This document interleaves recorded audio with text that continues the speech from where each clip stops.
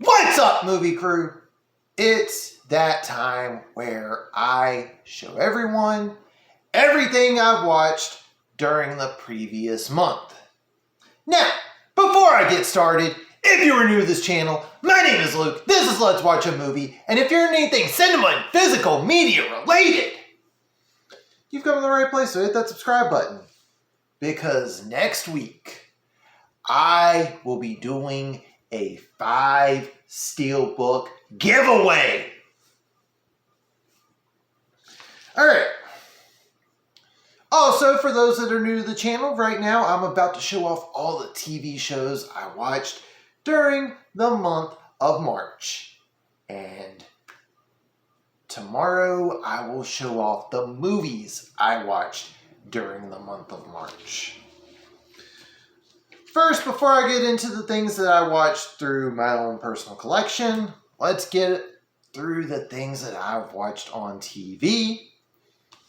First up, we got The Flash. This is the season 8 set. Currently, they are airing the 9th and final season.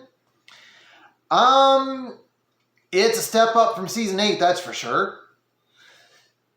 And I am looking forward to episode 9 when Stephen Amell comes back as the Arrow. Recently premiering this month as well is season 3 of Superman and Lois. I've got to say, this is probably my favorite Superman TV series to date. I hope they keep this show going. Season 3 so far has been pretty good.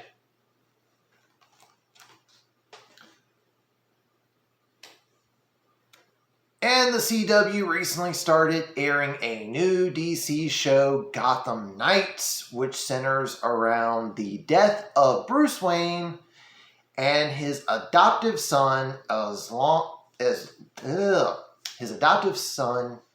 well as a group of current and former sidekicks, as well as the children of miscellaneous criminals, trying to prove that they are innocent in this death. I don't know a nice way to say it. This show sucks. The fact that so many other DC shows got canceled and this one got greenlit, it is very obvious that this choice had to have been made by the new owners of the CW. Because, wow. Nothing against the actors and actresses on the show, but this show is just bad. I do not recommend it. I might cry if I buy the physical release for this. So if y'all see me crying in a future video of me holding it up, I'm only getting it to add to my DC collection. Alright, so keeping with the whole DC thing, starting last month, I was going through the Super Friends animated stuff because I've never actually watched all the episodes. I watched season 1 last month, so this month I watched season 2. So, in season 2, they go to more on the superhero stuff and less of a Scooby-Doo ripoff. I do not like the Wonder Twins, and seeing them on there makes it very difficult. And I gotta say, one of the things I don't like about the older cartoons is that it is very obvious that some of these actors and actresses are only in it for the paycheck. They do not give a damn about their performance. This is not an easy thing to watch. Simple as that. So season 2 was dubbed the all-new Super Friends Hour. Season 3 is named Challenge of the Super Friends.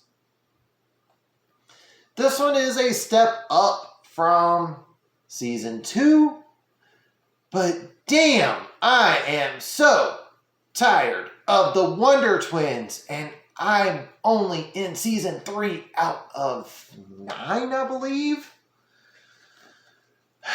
this is not going to be an easy thing to get through. That's why I only got through 2 of the seasons in a 31-day month.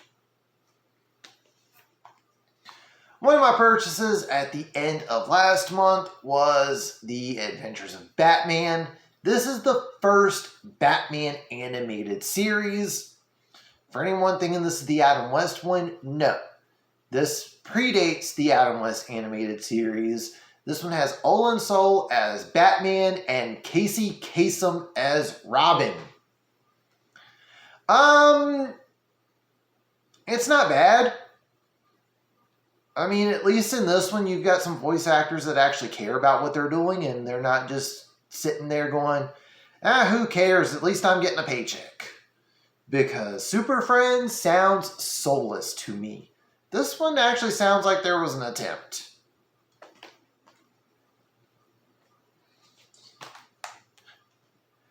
"13 Reasons Why."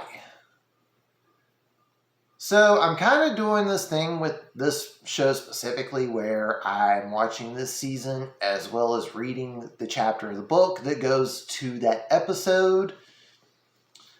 And I feel like both of them complement each other. Like, there's definitely some differences here and there with the book and the show. As far as the show goes, my 2 biggest complaints are, spoiler alert, because it's part of the premise for the show anyway, they change Hannah's death in the show compared to the book. And I wish they would have just kept the one with the book, because the one in the show, they made it a little too graphic and it was a little too uneasy.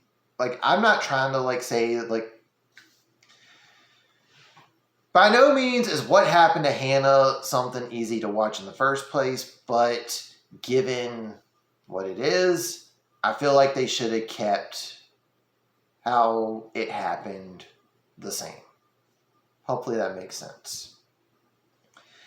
And there's a couple of times where you can tell that some of the actors and actresses don't have the on-screen chemistry that they should. And that does kind of take me out of the show a couple of times.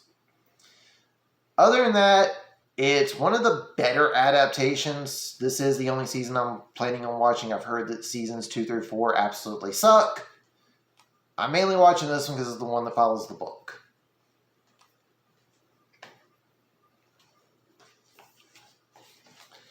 Walking Dead World Beyond, both seasons. Yes, for anyone that's wondering, yes, this only ran for 2 seasons.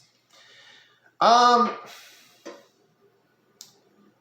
gotta say, at least unlike Fear, this one only ran for 2 seasons, because Fear, I stopped watching at some point.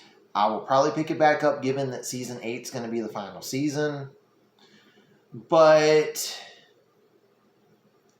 this feels a lot like a CW show. And it's not a CW show, so that's what makes it a little annoying. And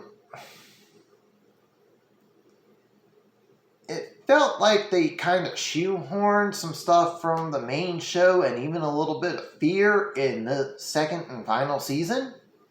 Even though it was kind of already planned from the get-go that this was only going to be a 2-season run. I mean, for any Walking Dead fan, it's worth checking out, but I'm glad it only got 2 seasons because that would not have been an easy watch on my end. Next up, we've got Baby Looney Tunes Extraordinary Adventures. I got this at Walmart a while back because it was only $5. I don't really remember Baby Looney Tunes all that much. So I was like, you know what? I'm going to go in and check it out. It's alright. I don't know what else to say on that part. Like, I'm probably not going to rewatch it. I have seen where part of the show is available on DVD. I'm probably not going to pick it up. It is what it is. It's mainly aimed for younger audiences. So if you got kids, sure, go ahead and check it out. And to wrap up my TV watching for the month of March, we've got Daredevil versus Spider-Man. Alright, so this is a couple of episodes of Spider-Man, the animated series, entwined together as a movie of sorts that feature the episodes containing Matt Murdock, aka Daredevil. So you've got Matt Murdock trying to show that Peter Parker is innocent while also being Daredevil, teaming up with Spider-Man, and those two not knowing each other's identities. They did a pretty good job on that. And I've got to say, for a DVD that's got 4 episodes put together, it's got some decent special features as well. It's got an episode of the 60s Spider-Man cartoon that features Kingpin, because Kingpin's the primary antagonist for this. And that is a villain that both Spider-Man and Daredevil share in the comics. It's got an episode of Fantastic Four from the 90s that also features Daredevil. And it's got a little featurette with Stan Lee. Rest in peace to Stan Lee. Really good. Glad that I only paid $2 for it. Even though, regardless, it is still worth it. And that is all the TV stuff I watched for the month of March. Tomorrow, I will be showing off the movies. And as always, if you are new to this channel, hit that subscribe button. You like what you see? Leave a thumbs up. Comment down below. What TV shows did you watch during the month of March? But that's going to do it for this one. Thank you all for watching, and tune in next time.